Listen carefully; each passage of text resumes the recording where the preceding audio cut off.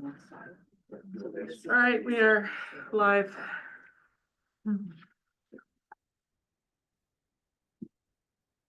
4:19, so I will call the meeting to order. We're still shy of one person. We're waiting for quorum. So we will not be making many addition or discussions at this time. I think we're just gonna hold off for another 5 minutes and see if we can get our other member to walk through the door. I'm gonna mute the mic until that member arrives.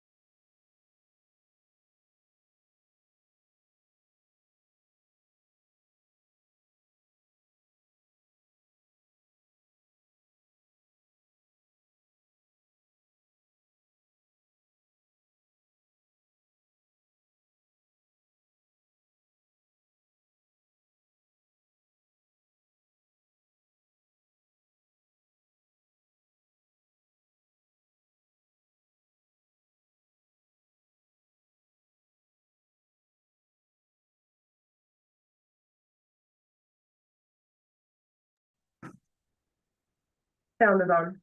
Everybody's on? Okay, we have, we now have quorum as, Councilor Good has called in, so, we will proceed with the agenda. I believe there is one addition to the agenda, and it is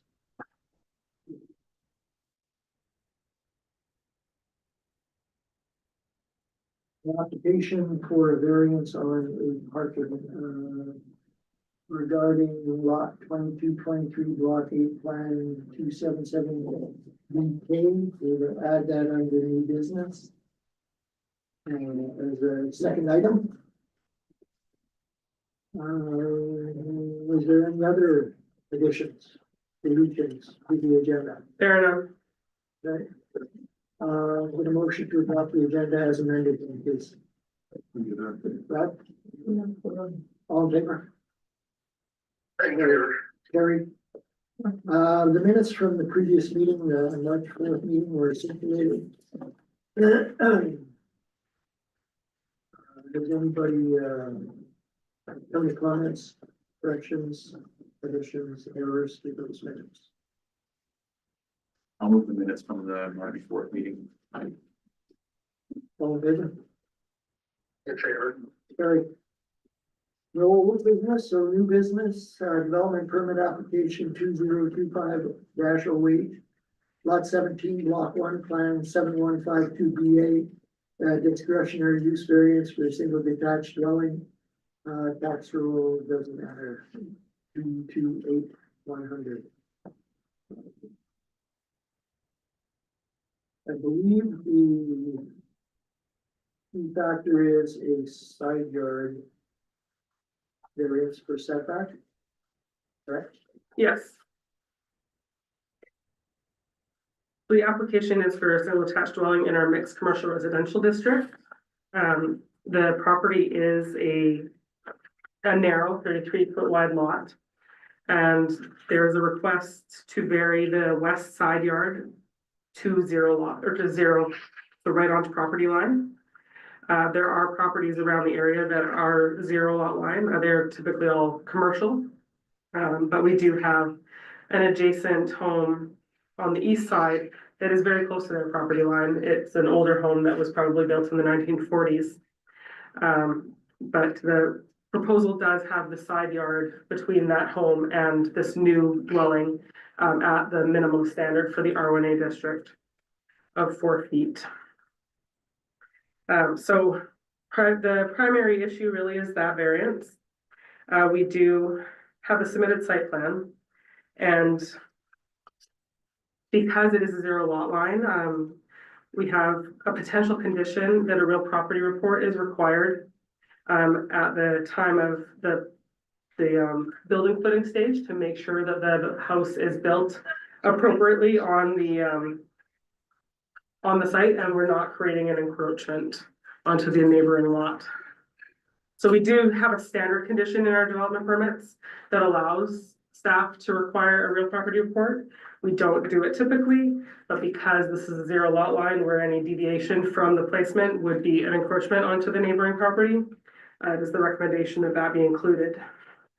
Other than that, it's conditioned that the development conform to the site plan that was presented or submitted. That the west wall is constructed as a firewall, which will also be required under the Alberta Building Code. And then there are offset levies owing on this site, so that condition is required. And also that an encroachment easement is registered against the adjacent lot if there are encroaching building elements. But it is our understanding that there would be no encroaching elements. So that condition probably does not come into play, but it's there in case that situation arises, so that we're not allowing encroaching building element without the adjacent property owner's permission. So the existing commercial building that is there, what's their setback right now from the lot line, It's 4 feet. It is 4 feet? Yeah. So there would still be 4 feet between the two buildings? Yeah, there is a concrete walk on that side of the building. So there would be a walkway between the two. Would they have to put a firewall on that side as well, since they're on the property line? The residential, the new construction will have to be a firewall, yes. So on both sides, they'll have a firewall? No, just on the west Just side, on they'll have the a line, firewall. just where On the they're other not. side, they are set back 4 feet, so they're not Okay. required to have a firewall. Okay, And there's nothing overhanging. No, I will acknowledge that the elevation drawing that they provided does suggest that an eave would go past that firewall, but we have confirmed that that would not be the case, and the developer understands that requirement.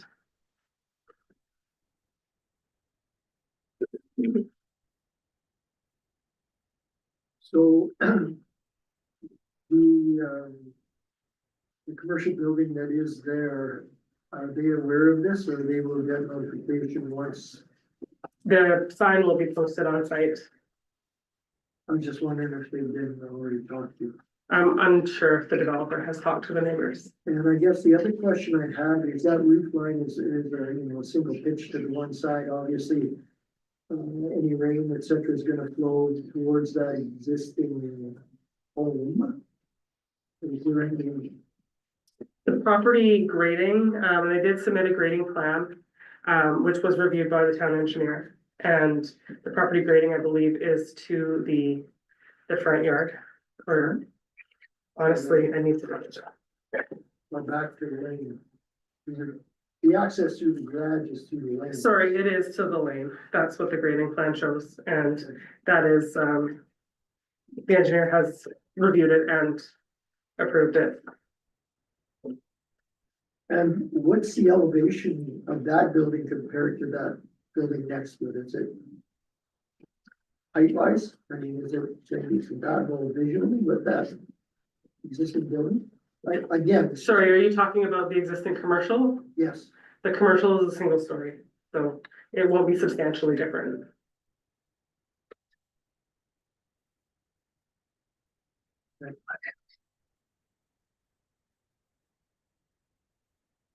questions, concerns?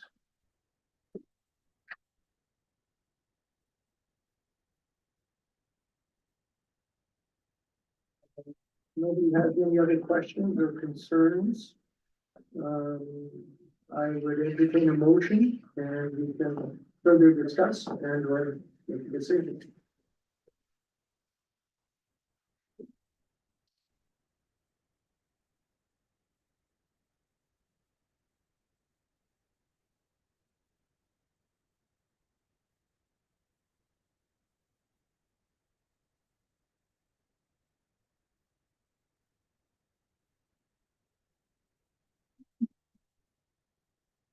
That's pretty pleased.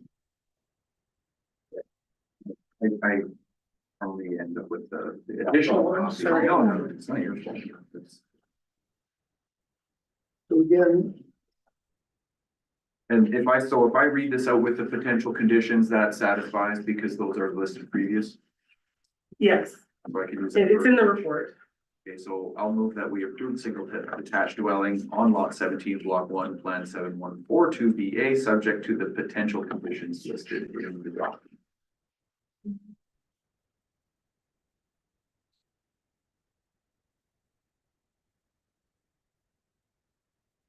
any other discussion? Not, take vote, all in favor of the motion? Carried.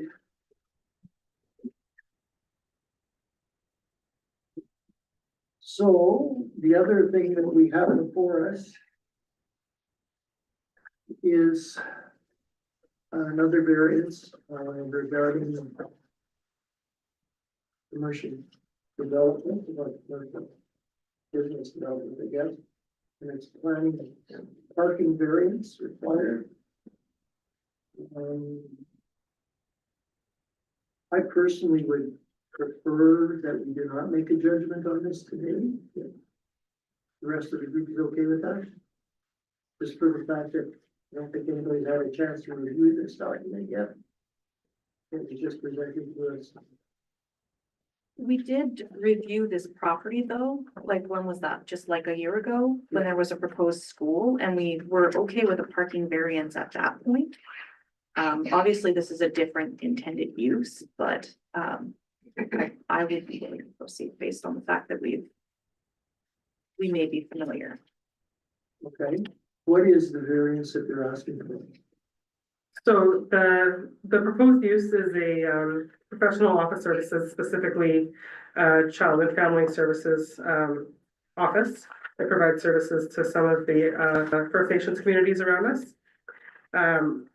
The variance required is based on the parking requirement. So on-street parking is, or sorry, the parking requirement for that type of use is 3 spaces for every 92.9 square meters. The building itself is a little over 500 square meters, which requires 17 parking spaces. And between the on-site parking spaces and the on-street parking spaces that are immediately adjacent, that is 12 parking spaces. So they do require 5 parking spaces as a variance. There is additional street parking that's opposite on 96th Street in that area. That's not used, it's adjacent to a vacant site. So I think for there to become a parking issue in this area, there'd have to be a substantial increase to the intensity and the development of the area. So I don't see any issue with the parking variance at this time. So I don't think that there's any unacceptable demand on street parking or traffic safety issues with this variance. The land use bylaw does allow the MPC to make that determination. If a proposal would not create unacceptable demand on street parking and would not interfere with traffic safety, then providing a variance to parking requirements is within the MPC's authority. We do have 2 potential conditions related to this application. They are similar to the conditions that were attached to the previous application that was approved at the site, which was for a different use. But one is that they either delineate their on-site parking spaces with line paint or curb stops. And the second is that they install a fence along the rear property line between the adjacent residential and the parking area to create a bit of a buffer between the commercial and the residential use. That is consistent with one of the regulations of the the mixed commercial residential district, which is the district that this property falls under.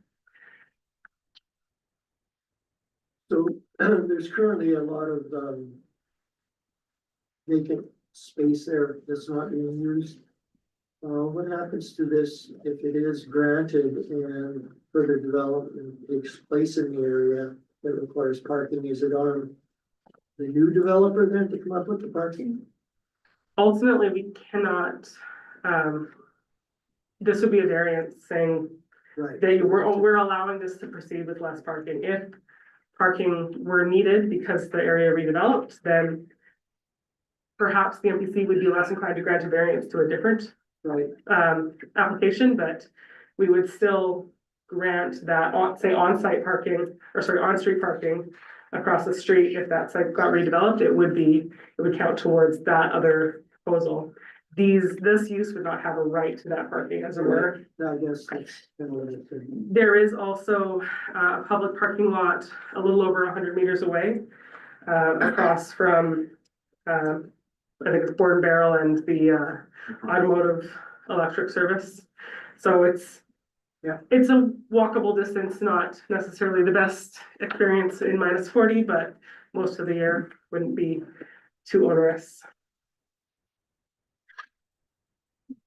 Discussion, Brett? When they applied, do they give any indication as to how many staff will be working in the place at one time? I had that conversation with them today, and they believe 11 staff regularly. So the use, Okay, and they are updating the floor plan. So what they've submitted is, I think, shows a few more office spaces than they're intending. But they would expect 11 staff. But they do also have some client spaces. So they've got a spot for elders, another spot for youth, and a spot for moms. And they also do have a training room, or they're planning to have a training room that could potentially on a training day include capacity for 20 to 25 people. So Okay. there will be, when they're using this office, sometimes when it is busy.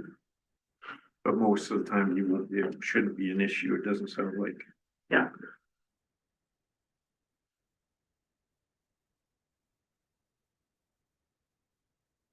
Any further questions?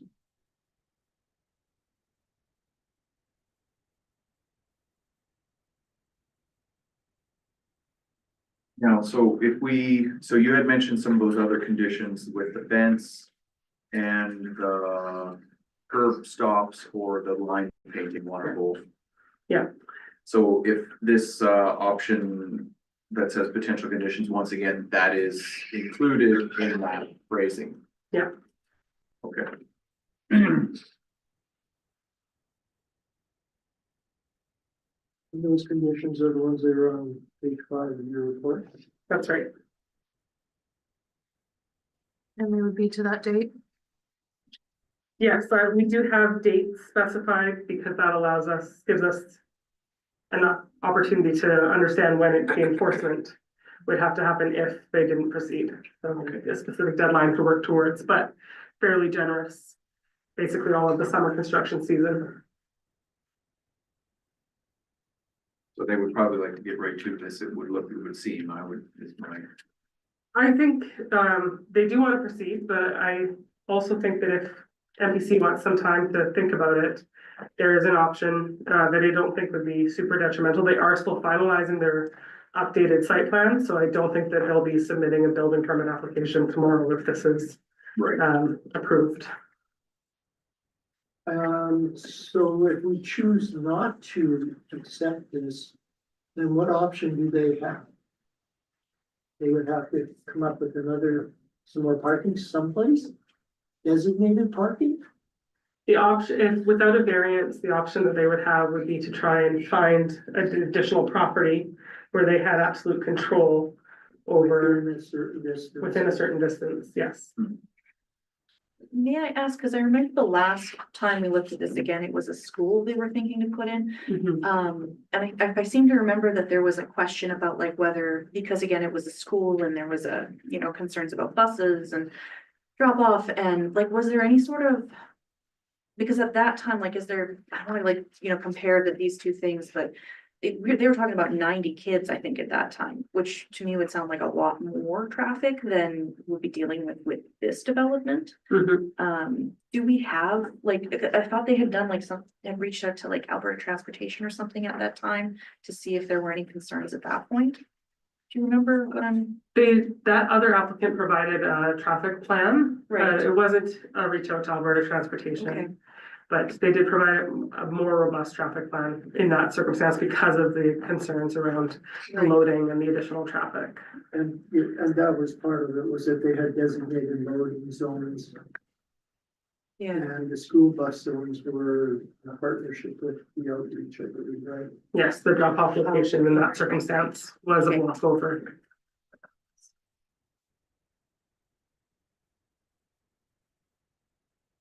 I don't feel like it's gonna change if I have more time on it or in my thinking. Like I'd be prepared to go on this. Well, we can put a motion to the floor and have a vote. I'll go ahead and move that we approve a variance of 5 parking spaces for the development of a profession, or sorry, I'm reading the options. Yes, I am reading the right thing. Yep. For the development of a professional and office services use on lot 22-23, block 8, plan 2700 BK, subject to the potential conditions listed above. Any further discussion? If not, we'll call a vote. All in favor? In favor. Carried. Thank you.